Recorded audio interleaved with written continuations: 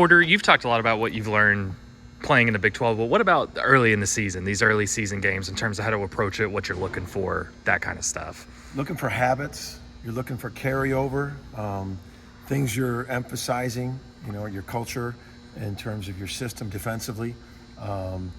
We've got to be better rebounding, and you're looking for is all five guys checking off. You're looking for execution, your systematic things is what you're looking for. I love the energy of this group. I thought in the game, like we came out, obviously opening night, there's a lot of, we didn't get the stops that we wanted. They either scored or they got an offensive rebound early. And that's the thing about running. You can't run if you don't get a stop, they were getting a bunch. And I thought we went in a stretch where we got 11 stops in a row, and I think we opened it up and we were able to run.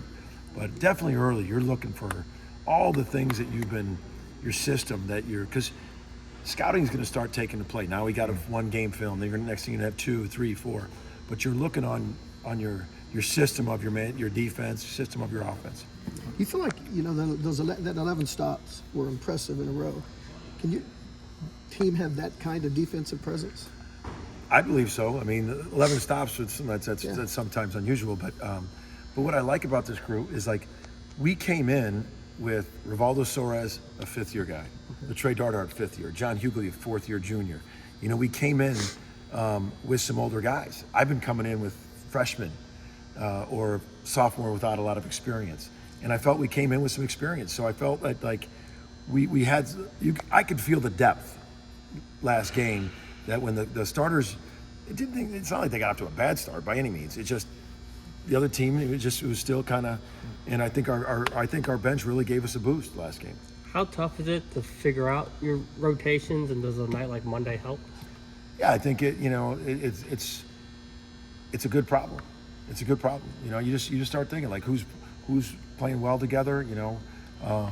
But I think everyone feels better when hey, you're playing these 9. I think everyone feels better that instead of wondering, God, am I going to get in or not get in? We had some guys off the bench that finished third in minutes, and right now you're just you're playing a rotation, you're figuring it out, and that's part of these early games. What's your thoughts on Mississippi Valley State? We got to rebound. One of their biggest strengths is they're athletic and they crash. They start 4 guys 6'6" or bigger. Very athletic. We're going to have to really defend, have our man-to-man principles in there. But they changed defenses. They played a lot of zone the other night, and you got to be ready for them to change defenses, play a zone, trying to muck up the flow of the game. But they're very athletic, and then they all 5 crash the glass. So rebounding, adjusting to the changing defenses, and really have our man-to-man defense against their athleticism. Porter, Jalen Ward had that hamstring in the second half the other night. Is he good to go for the morning? He'll be a game-time decision, but just don't want it with hamstrings as this early. You just want to make sure that you're not. You don't want it to be not 100%, because the way how hard he plays and athletic he plays, he's going to run full gas, jump. I mean, you don't want.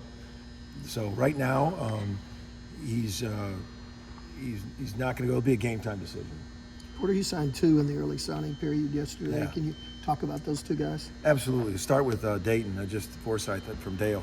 Just was a huge priority for us. I mean, being from the state of Oklahoma, being a 2-time state champion, vying for another one this year, but he's got so many off-the-chart championship intangibles.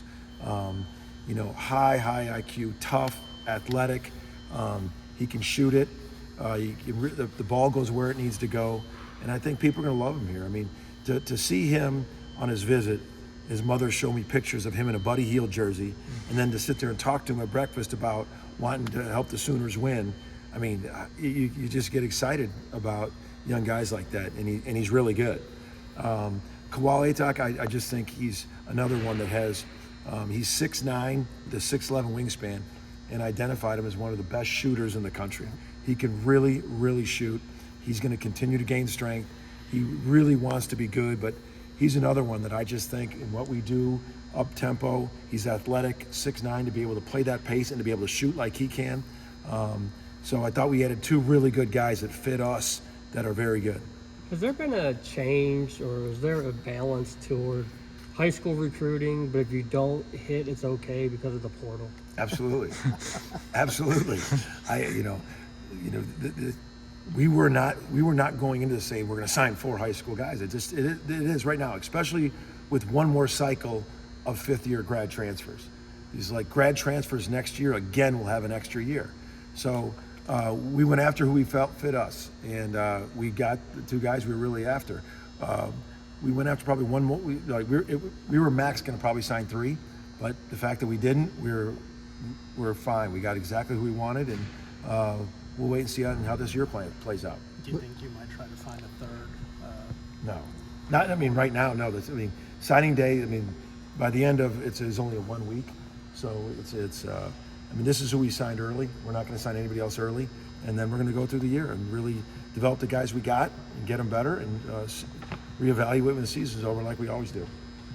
It can almost go without saying a kid like Dayton is #1 player in the state. That's just one you gotta keep in the state. Well, I think for me it was that's nice that he's the top Yeah. player in the state, but for me he fit us. He fit us, and that's the other thing. Is like, does he fit your system? Does he fit what you're about? And yeah, he's the #1 player in the state, so it was great that we kept him home. And because it got a little tricky there. I mean, Villanova came in and offered him late, and they have a lot of success with guys like Dayton and true point guards. But he's a true point guard, and but I play multiple point guards, and he's physical enough to handle, guys getting up in him. He's just a competitor. He doesn't get rattled. But yeah, it was for me. I'll never forget where I was. I was at breakfast with his mother, and she showed me on her phone the picture of him and Buddy, with the Buddy jersey. And then he started talking to Dayton about, man, I always wanted to win with Oklahoma, and just put the cherry on top. I mean, it was just a perfect fit for us. You mentioned playing multiple point guards with Javion and Milos. What did you see out of them in terms of playing off of each other in that season opener? It's exciting. We're going to see a pace. We're going to see 2 guys that can pass. They both can score. There's going to be nights, back and forth with that, but like together. You saw one time they were really trying to deny Los in the press, and Javion just broke free, got it. He brought it up. I mean, to have 2 guys that you have complete confidence against pressure, coming off ball screens, scoring, shooting. And I think you're going to watch them evolve.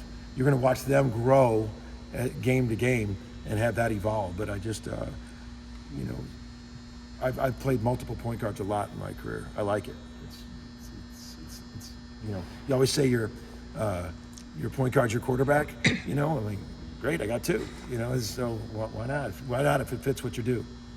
We were able to make it to the line like 24 times, against Central Michigan. How important is contact, especially down low, with a guy like John in there going to be this season? Yeah, absolutely. With those new rules, that's intentional. We are trying to smash the paint, create contact in the paint. With all the rules, they're calling it that. So we have some guys, we have some more speed. We have some guys that can get downhill and draw fouls. And it was intentional. We're trying to get to the bonus before the other team. We're trying to be more disciplined with us, showing our hands, and we're trying to get to that foul line. So I thought it was huge. We got to the bonus first, both halves, intentional. I thought guys were really trying to hit the paint, get fouled. John is a load down there. He draws fouls. Sam drew a foul down there. So we got post players that can draw up, and I think the whole country you're seeing that. People are trying to initiate contact going to the rim because it's being called on the defense a lot. Thanks, boys.